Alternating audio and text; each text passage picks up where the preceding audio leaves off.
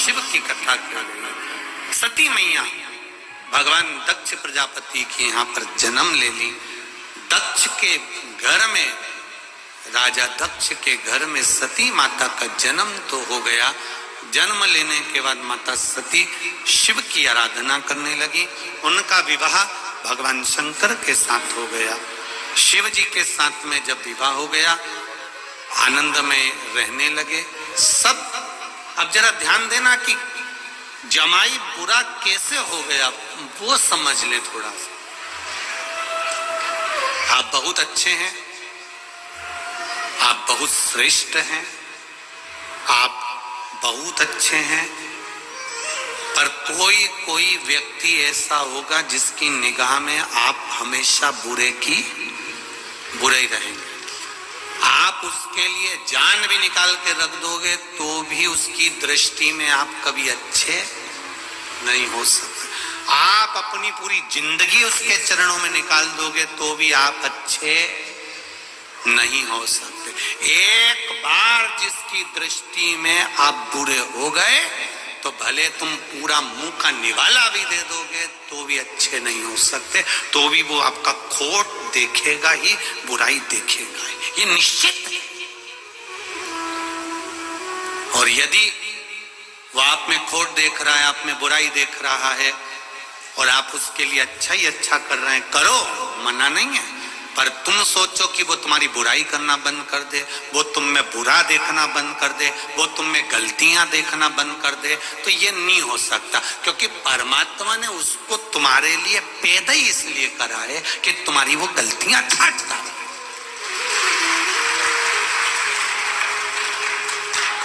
ऐसे कई लोग हैं, आप उनको प्रणाम कर लो, दंडवत कर लो, नमन कर लो, आप उनको सब कुछ कह लो, आप उनके लिए जान निकाल दो, उसके बाद भी वो 24 घंटे में पूरी कथा में यही ढूंढते रहेंगे कि गलती कहां करे और अपन को कहां पकड़ना है। बस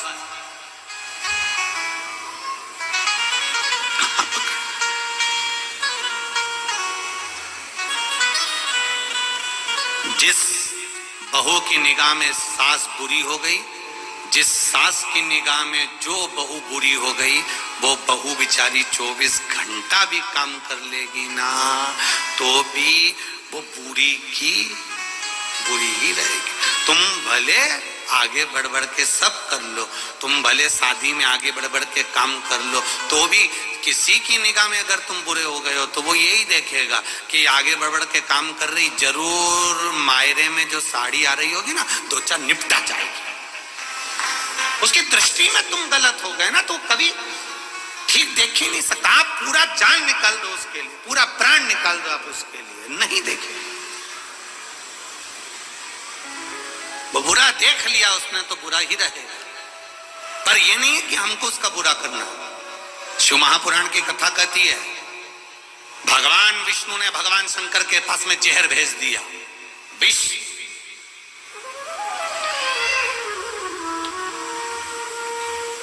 पार्वती जी को बुरा लग गया, वो अमृत पी रहा है और आपके पास जहर भेजा है। देवता 33 कोटि देवी देवता अमृत पिएंगे और आपको जहर। भगवान बोले तो क्या हो गया, जहर भेजा है, पी लेते हैं। आपको मालूम है विष है, विष, मर जाओगे। शंकर भगवान ने अपनी अर्धांगिनी को जो कहा है, संसार की सारी अर्धांगिनियां इस बात को अच्छे से सुन लेना। पार्वती जी कह रही है विष पियोगे मर जाओगे। शंकर भगवान कहते हैं जब मैंने तेरे साथ में 7 फेरे लिए थे, तेरे गले में मंगल सूत्र बांधा था,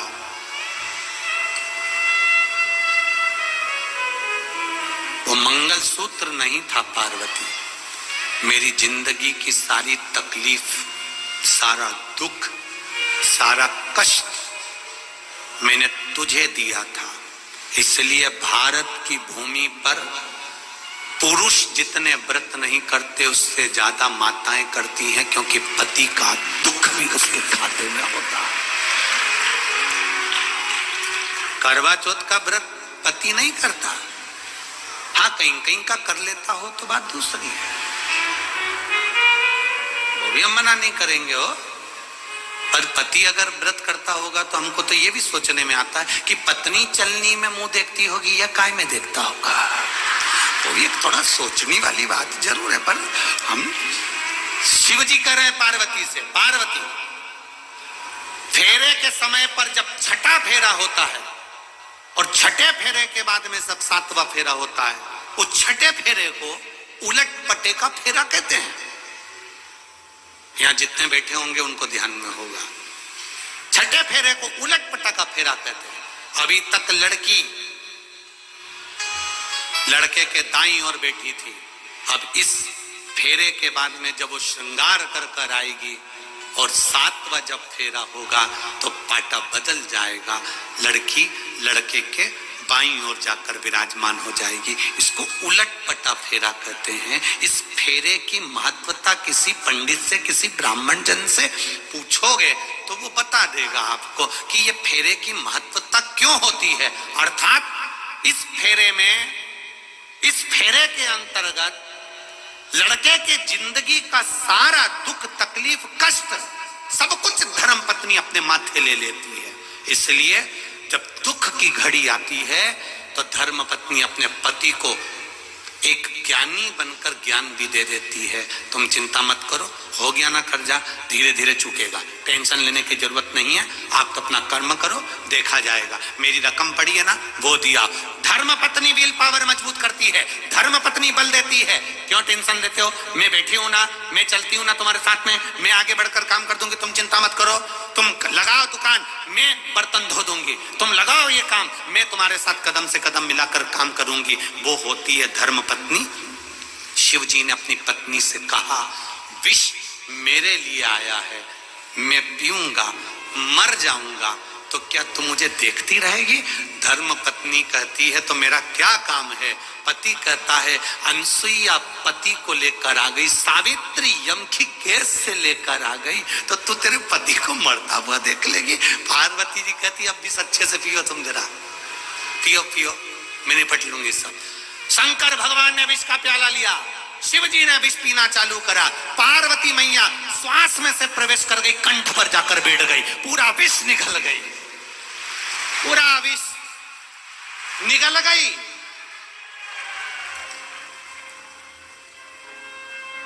लोग पूछते हैं शंकर जी का स्वरूप नीला है, पार्वती काली कैसे हो गई? शिव जी कहते हैं विष तो उसी ने पिया था, विष तो उसी ने पिया था, कंठ में बैठी है, कंठ में।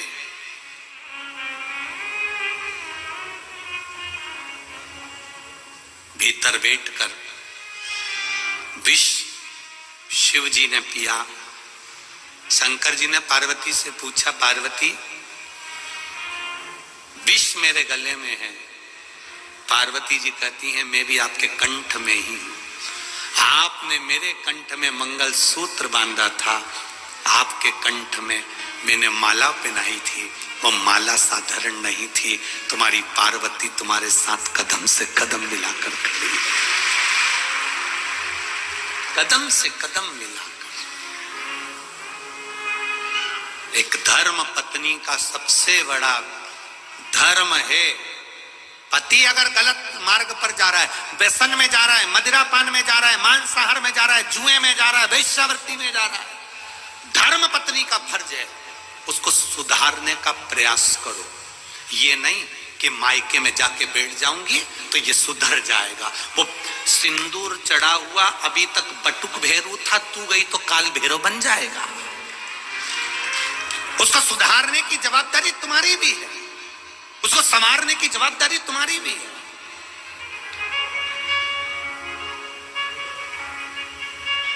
कई कई माताएं भी कह देती हैं अपने अपने बेटे के लिए, सुधर जाएगा री, तो ज्यादा ज्ञान मत दे।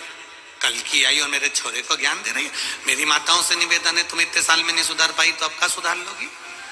अब उसके भरोसे पे छोड़ दो, वो थोड़ा सा क्रोध दिखाएगी, वो थोड़ा सा बोलेगी, तब जाकर तो उसका पांव रुकेगा। अगर आज तुम उसका साथ दोगी, होता है बाप अपने बेटे को संवारने की चेष्टा करता है, पर माँ जैसे ही बेटा गलत काम करके आता है तो माँ रजाई ओढ़ा के सुला देती, सो जा तेरा बाप देख लेगा, सो जा। माँ ने अपने बेटे पर रजाई नहीं डाली है, अपने ऊपर माँ ने खुद राख डाल ली है कि जिंदगी बर्बाद कर दी छोरे की। जिस दिन गलत काम कर एक हमने बचपन में पढ़ी थी एक कथा, शायद तुमने भी पढ़ी होगी, कानपुर की जीजियों और जीजाओं, तुमने भी पढ़ा होगा, हमने भी अपने बचपन में पढ़ा था। एक बच्चा पेंसिल चुरा लाया, पेंसिल चुरा के मम्मी को बोला, माँ मैं पेंसिल लाया हूँ। माँ ने कुछ नहीं कहा। बच्चा पेन लाया, माँ ने कुछ नहीं कहा। बच्चा बॉक्स लाया, माँ ने कुछ नहीं कहा। बच्चा बैग चुरा लाया, माँ ने कुछ नहीं कहा। वो बच्चा नामी चोर हो गया, चोर हो गया, पकड़ाया, ले जाकर खड़ा करा, जेल में डाल दिया, जेल में डाल दिया। तब उस बच्चे से पूछा गया, तेरी अंतिम इच्छा क्या है, क्योंकि तुझे सूली पर चढ़ाया जा रहा है। वो बच्चा कहता है, मेरी माँ को बुला दो, मैं उनके कानों में कुछ कहना चाहता हूँ। मेरी माँ को बुला दो, मेरी माँ के कानों में कुछ कहना चाहता हूँ। माँ को बुलाया, बच्चे ने अपने दांतों से माँ का कान पकड़ लिया, खून बहने लगा। पुलिस वालों ने छुड़ाया, छोड़, ये तेरी माँ है। वो कहता है, आज सूली पर चढ़ाने वाली भी ये मेरी माँ है। अगर पहली बार पेंसिल चुराई थी, थप्पड़ मारती, तो आज मैं चोर नहीं बनता। हम अपने बच्चों को अगर संवारेंगे तो बच्चा संवरेगा। हम अपने बच्चों को नेक मार्ग दिखाएंगे तो नेक मार्ग पर चलेगा। हम अपने बच्चे को सुधारने का प्रयास करेंगे, बच्चा सुधरेगा। आप अगर बच्चे पर रजाई डाल रहे हो तो बच्चा भी सोचेगा कि मेरी माँ मेरा पक्ष ले रही है, तो वो गलत करेगा, ये निश्चित है। थोड़ा सा सवारी हमने पढ़ा है बचपन में, शायद आपने भी पढ़ा होगा, ऐसा नहीं है कि नहीं पढ़ा होगा, पढ़ा सबने होगा।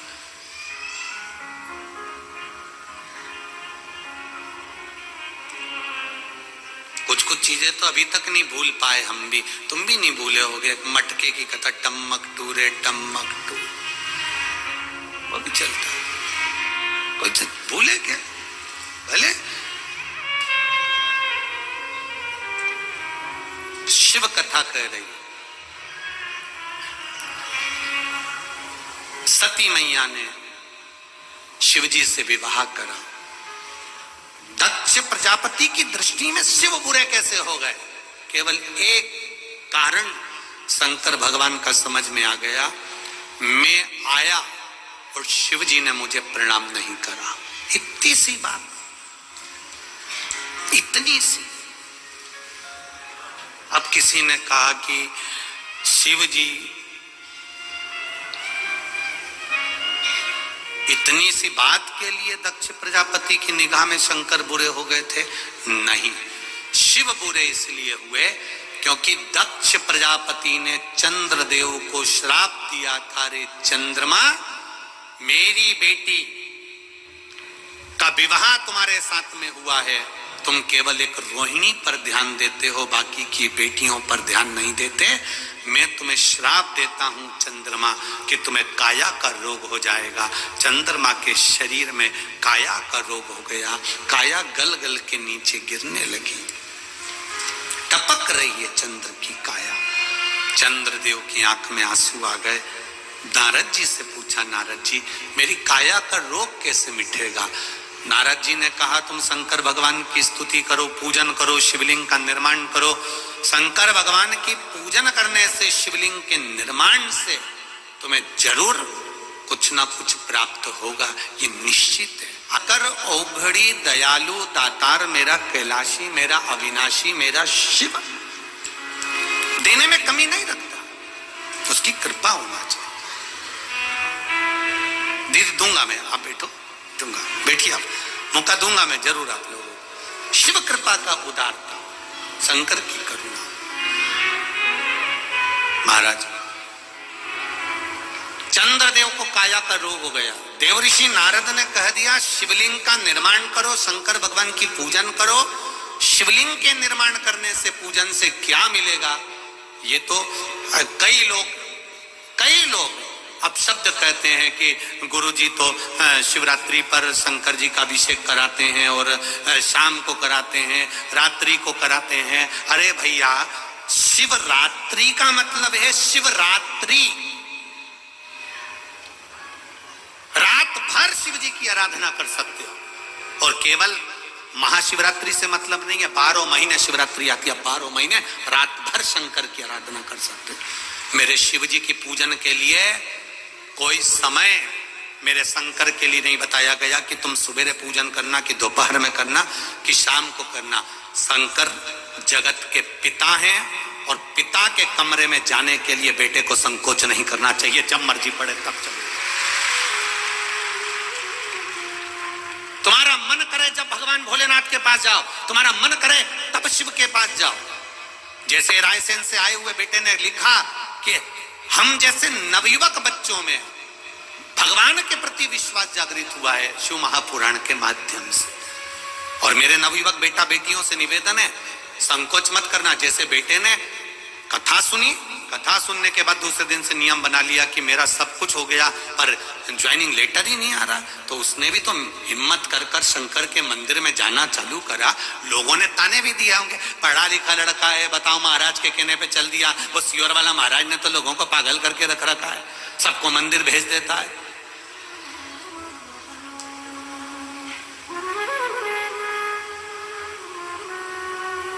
तो उसमें दिक्कत क्या है मंदिर जाने में? शिव मंदिर जाने में तकलीफ क्या?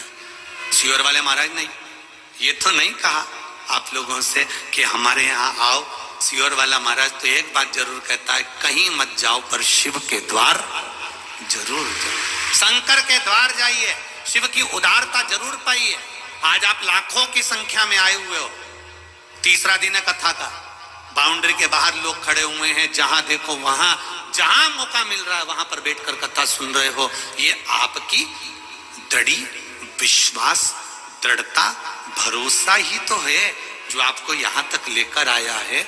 जब आप इतने विश्वास से यहां पर आए हो तो उस विश्वास का फल मेरा भी तो विश्वनाथ देगा ही देगा, खाली तो नहीं छोड़ेगा। अगर विश्वास लेकर आए हो तो विश्वास का फल तो मिलेगा, प्राप्त तो होगा आपको, ऐसा तो नहीं कि नहीं देगा वो। कृपा की न होती जो आदत तुम्हारी, तो सुनी रहती अदालत तुम्हारी। जो गरीबों के दिल में जगह तुम न पाते, तो किस दिल में होती इबादत तुम्हारी। आज अगर शिव की कृपा हुई है तो आपका विश्वास भी तो जागा है, भरोसा भी तो जागा है। दृढ़ता रखकर सुनिए। चंद्रदेव को काया का रोग हो गया, शिवलिंग का निर्माण करा, देवर्षि नारद के कहने पर करा। कम से कम शंकर भगवान की भक्ति तो करी, स्मरण तो करा, नाम जाप तो करा। और जब मंत्र जाप में डूब गए, जब मंत्र स्मरण में डूब गए, मंत्र जाप में डूब गए, नाम जाप में डूब गए, तब भक्ति का बल तो बढ़ा। भक्ति का बल तो बढ़ा है ना महाराज।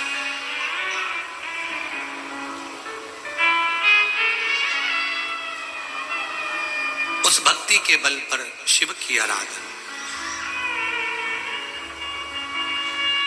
कार्यकर्ता थोड़ा ध्यान दें, पत्रकारों को नीचे घूमने की परमिशन है, वो कहीं पर भी घूम सकते हैं क्योंकि वो पत्रकार है। इसका ध्यान रखें। कोई भी कार्यकर्ताओं को नीचे अगर पत्रकार कहीं से फोटो ले रहे हैं या लिख रहे हैं या बैठे हैं, उनको कोई मना नहीं है।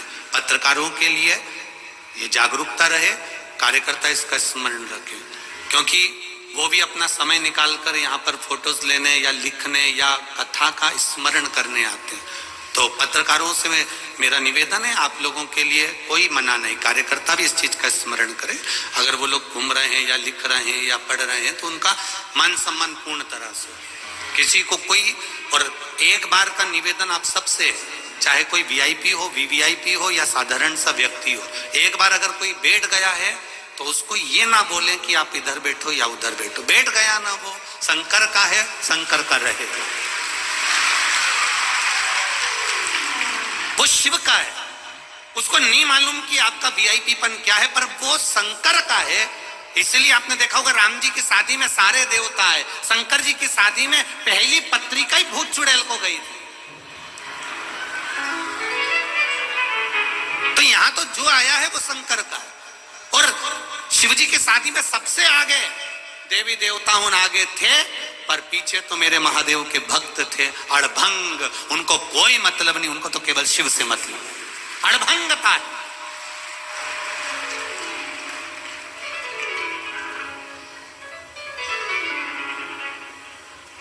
हमारा ये मना नहीं है, हमारे लिए वीवीआईपी, वीआईपी और आप सब एक जैसे हो। हमारे लिए उसके लाखों दीवाने, बड़े से बड़े, उसके चरणों में कंकड़ माटी से पड़े, उसके लिए सब बराबर। गुलाब जामुन खाओगे तो भी पेट में जाएगी, रबड़ी खाओगे तो भी पेट में जाएगी। हो सकता है तुम्हारे पास में अलग डिपार्टमेंट हो, तुम भेज दो तो वो अलग बात है, पर मेरे महादेव के पास में तो एक ही डिपार्टमेंट है। जो शिव की कथा में आ गया, भगवान ने कह दिया वो भले कुछ भी है, उसकी झोली में भर कर भेजूंगा। वो गरीब है अमीर है, जो है उसकी झोली मुझे भर। 3 घंटे कथा का रसतत्व आपके लिए और हमारे लिए। केवल आप कथा सुनते ऐसा नहीं है, हम भी कथा सुनते, बाचने के साथ में हम भी उस पर स्मरण करते। भक्ति का बल बढ़ाइए, उसका रस तत्व बढ़ाइए। शिव कथा कह रही, शिवलिंग का निर्माण करा। वो निर्माण करने के बाद में शंकर भगवान के शिवलिंग के निर्माण का जो आनंद था वो चंद्रदेव ने पा लिया और काया के रोग से मुक्त हो गए। काया के रोग से मुक्त। एक बात और आपसे कहेंगे, उतारिएगा। जिसके शरीर में सफेद चमड़ी पड़ने लगती है, चर्म रोग हो जाता है, या चेहरे पर आंख के पास में पूरा कालापन आ जाता है, उसको हमेशा याद रखना है, लाल चंदन का लेपन पीपल के पत्ते पर करिए। काय पर करना है?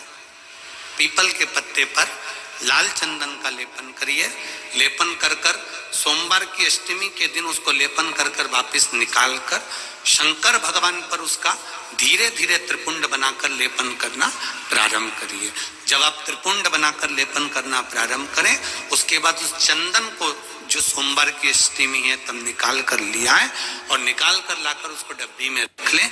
उस चंदन का प्रयोग चर्म रोग के स्थान पर थोड़ी थोड़ी मात्रा में करना प्रारंभ करें, पानी के साथ मिलाकर। परंतु उस चंदन को केवल 6 से 7 दिन में प्रयोग करिएगा, ज्यादा नहीं।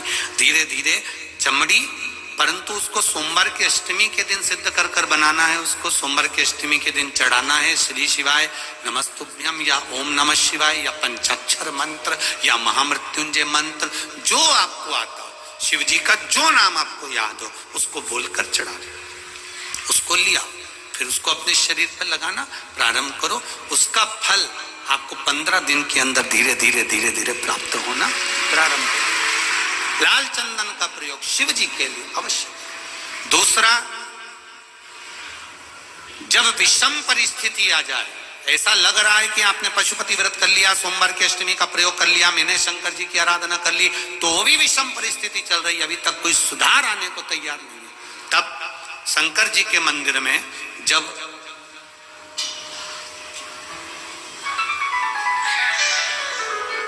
बेलपत्र चढ़ाने के लिए आप जाएं, तब प्रयास करिएगा कि बेलपत्र को, अशोक सुंदरी का स्थान सबको मालूम है ना? बोलो जम के बोलो जरा, मालूम है सबको?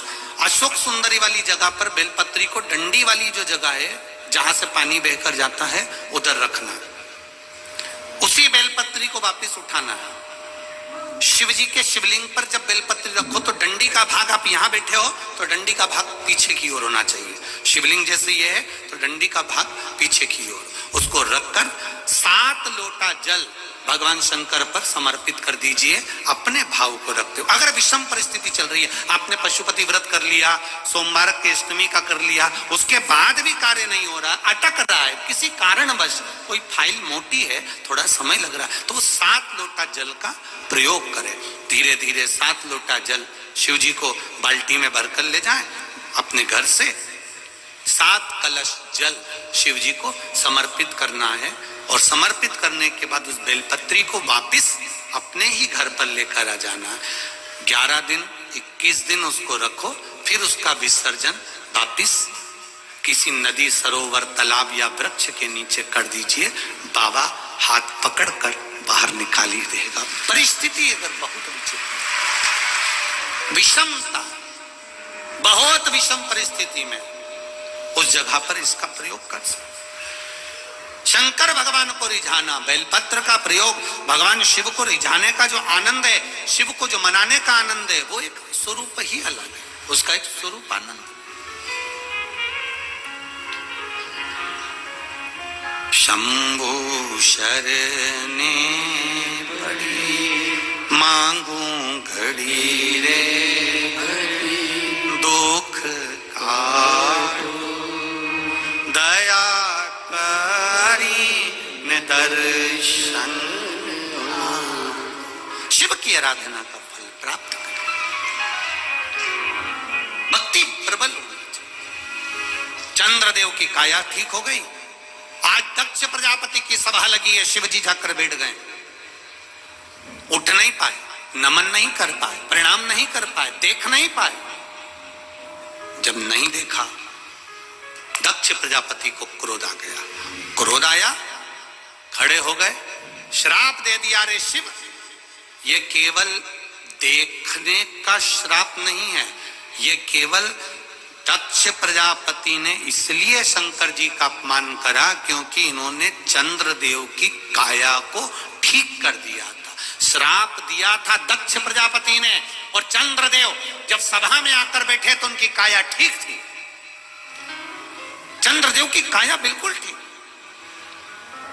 दक्ष प्रजापति ने पूछा, चंद्रदेव की काया ठीक कैसे हो गई? मैंने श्राप दिया था तो ये तो ठीक नहीं होना था, फिर ये ठीक कैसे हो गया? तब देव ऋषि नारद ने कहा, दक्ष प्रजापति, तुमने श्राप दिया है, पर सवारने वाला वो भोलेनाथ सामने बैठा हुआ है, उसने सवार